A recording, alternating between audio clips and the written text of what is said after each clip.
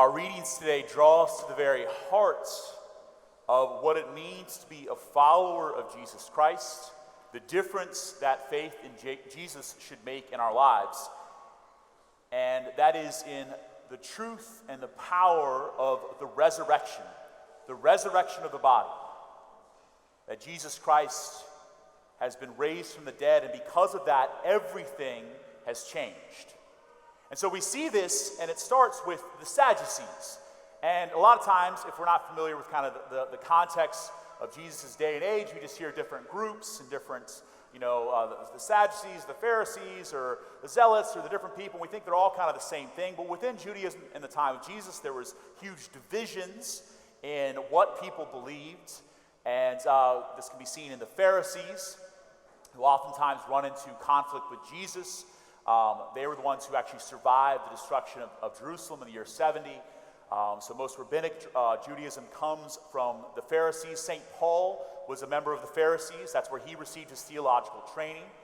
And then we have groups like the Essenes. You might have heard of the Dead Sea Scrolls before. The Dead Sea Scrolls was a community produced by a community of Essenes, who basically, these were Jewish believers who thought all of Jerusalem and the priesthood was totally corrupted, was totally basically defunct, and so they went out into the wilderness to basically live this prepare for the coming of the Son of Man, prepare for the end times together in a community. And those were the Essenes that gathered in Qumran and produced the Dead Sea Scrolls. We also have the Zealots. We know Simon was one of the apostles of Jesus, was a zealot. They were a violently anti-Roman faction in Judaism, trying to throw off the oppressors and often participated in uprisings. And then we have the Sadducees, and the Sadducees are what we begin here in Luke 20 with today. It says, some Sadducees, those who deny that there is a resurrection, came forward and put this question to Jesus. So the Sadducees were they only accepted the first 5 books of the Pentateuch, the Torah, the first 5 books of Moses. They denied that there was an afterlife. They denied that there was a resurrection. They denied that there's angels, anything like that. And so their faith was lived completely and totally for the here and the now, how we are living our following of God in the here and now. And because of that, they allied themselves with the Roman Empire. Most of the priests of this time were Sadducees, one of the reasons why the Essenes were doing what they were doing. They had gotten political favor and power with the ruling authority of the Romans. They denied there's a resurrection. So basically, like, hey, all we got is today, so we might as well get as much out of this life as we possibly can, and we can use our faith in order to do it.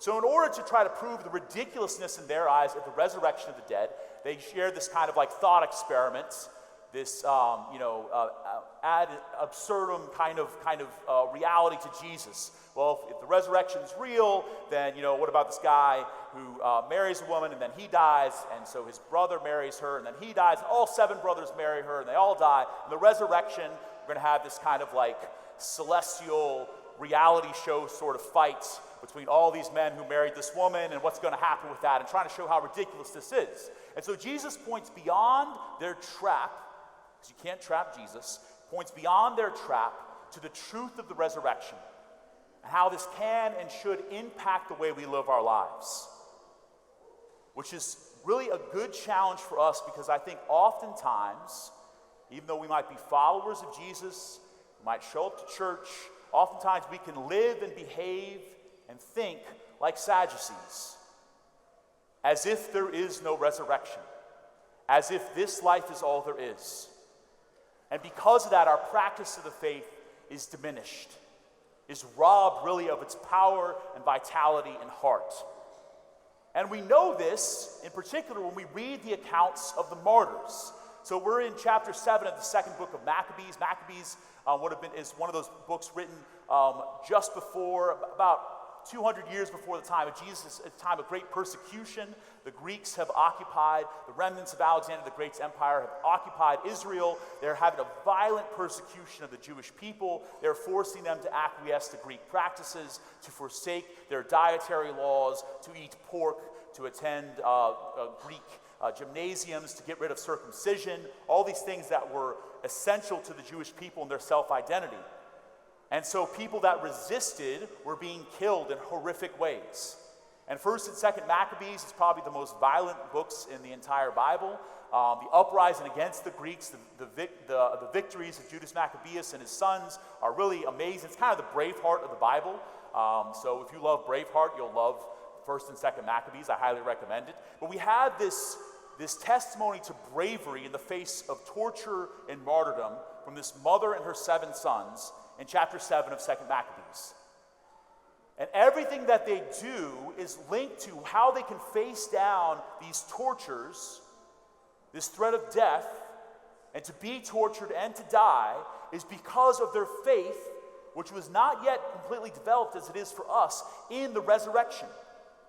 They knew that somehow God was going to give them life again, that these bodies that would be tortured and torn to bits would somehow be restored. And this is before they'd even experienced the resurrection of Jesus. They were willing to do that because of their belief in the resurrection. It made that much of a difference in their lives. I think it's important for us to give us pause. Often we who are so comfortable in our faith, that often, and most of the time, I am unwilling to be mildly inconvenienced for the sake of my faith. There are Christians today who are facing violence and even death for the sake of their faith. There are Catholic Christians in Nicaragua that are being imprisoned, in Venezuela. We think of our brothers and sisters, Catholics and Protestants, Christian believers in Nigeria. Hundreds of Christian Nigerians have been killed in this past year by Islamic radicals for their faith. And they still show up. They still practice their faith. They still come to Mass on Sundays, knowing the potential cost that they might be paying. So it should give us pause. Am I living my faith with that kind of radicality, or am I living like a Sadducee? Where I'm doing this because, it's nice. I got my friends here. It kind of makes my life a little bit better. Makes me a slightly nicer person. Or am I being transformed by the hope that is ours to live every single moment that God has given us in the power and the hope of the resurrection? We see this, and perhaps one of the greatest testimonies to courage and bravery and zeal for the Lord, for his law, that we see in the Old Testament comes from the mother of these 7 sons, who watched all 7 of her sons be killed. And we get kind of like the stripped down version today in the lectionary. We won't go into all the violent details of this. That's not the purpose of it. I do invite you, though, if you'd like to read this, read chapter 7 of 2nd Maccabees. But it says here in 2nd Maccabees, most admirable and worthy of everlasting remembrance was the mother, who, seeing her 7 sons perish in a single day, bore it courageously because of her hope in the Lord. Filled with a noble spirit that stirred her, I like this, her womanly reason with manly emotions, take that with what you will, she exhorted each of them in the language of their ancestors with these words. Listen to the words of this mother to her sons. I do not know how you came to be in my womb. It was not I who gave you breath and life, nor was it I who arranged the elements that you are made of. Therefore, since it is the creator of the universe who shaped the beginning of humankind and brought about the origin of everything, he, in his mercy, will give you back both breath and life, because you now disregard yourselves for the sake of his law. And then, when came to the last son, her youngest son, the king appealed to the mother, urging her to advise her boy to save his life. And after a while, she agrees to persuade her son. And this is what she says. She leaned over close to her youngest son, and in derision of the cruel tyrant, said in their native language, Son, have pity on me, who carried you in my womb for 9 months, nursed you for 3 years, brought you up, educated and supported you to your present age.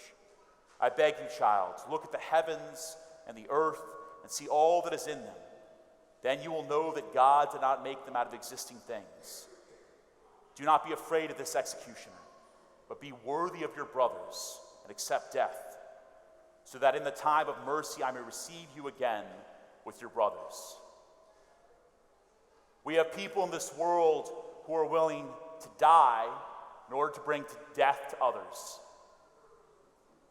We who are followers of Jesus Christ should be willing to live and to die to bring life to others. To live in such a way that the power of the resurrection cannot be denied. When people see your life and see my life. And so how does this begin to unfold in our daily lives? How do we begin to move from that Sadducee way of being towards a Christian mindset, a biblical worldview? And the first is this understanding, if we believe in the resurrection of the body, that these bodies that God has given us matter. That God's glory is revealed in and through the human body. That this is not a mistake, it's not an accident, it's not a problem. That the fact that you and I are created male and female in the image and likeness of God is a revelation, an unveiling, an apocalypse of God himself. As St. John Paul II would say, our bodies, created male and female, are a theology. The body and the body alone is capable of making visible what is invisible, the spiritual and the divine. So to think about that, in a society that often tries to lift up certain aspects of the body to the detriment of others, to lift up sexual expression and to be liberated, leads not to liberation, but to hatred of the body. We live in a time with as much sexual freedom and license as you can possibly imagine, and it hasn't led to greater happiness. It's led to literal destruction of our own bodies, self-harm and tearing down of what God has given us, hatred of this reality. So if you're in that place, maybe even of despising or hating the body that God has given you, to ask the Holy Spirit to animate you, your mind and heart, by the power of the resurrection, to see your body as God sees you, that you were created out of and for glory. So that's the first thing. The second thing is the way we live this great sacrament of marriage. For those that are living the vocation of marriage, that you are called to be a sign of the life to come. That Jesus says in the resurrection they won't be married. Why? Not because we forget who we were married to, or they just, we're just sort of nameless faces, vapors in heaven. It's that now the sign of marriage has given way to the reality of heaven. Think about that. Your marriage was created by God and given the grace of the sacrament, the power of his grace and mercy, to be a sign to the rest of the world of what heaven is like. Now you might be like, ooh, man, that's not my marriage, right? It's not quite that heavenly sign, but it can be. And that's what the Lord wants to work in your marriage. As man and woman are called to lay down their lives for each other, this love that is so real and so powerful by the grace of God brings forth new life into this world. Not just earthly life, but as we'll celebrate today with Damien, new and eternal life in Christ in the baptismal font.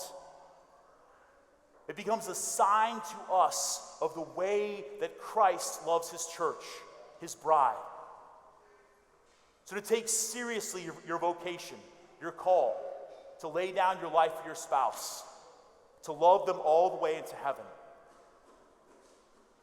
For us also, this brings about, as we recognize this rejection of kind of the Sadducee mentality, that we're very tempted in this world to acquiesce to the worldly values around us, to the way that the world looks at other people, the way that we argue, the way that we talk about others, the way that we interact with family. We have Thanksgiving coming up at the end of this month. Those divisions that are so clear and apparent and painful in our world. And oftentimes, God have mercy on us, we as Christians live like everybody else does.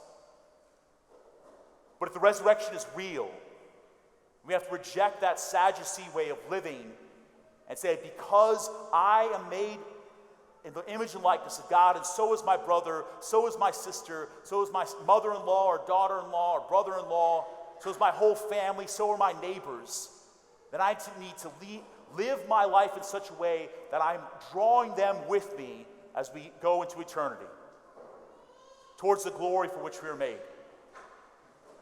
That the resurrection should move you in the way you treat those around you, in a way that is shockingly and markedly different than the world that we live in.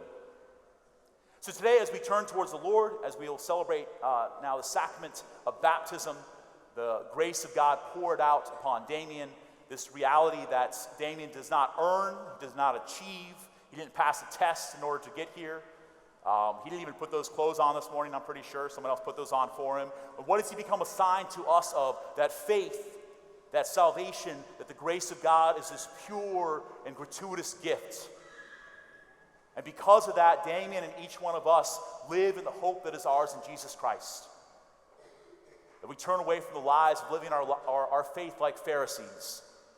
We turn towards the Lord and follow Jesus and put our faith in the resurrection of Jesus Christ, and in and through him, the resurrection of each one of us.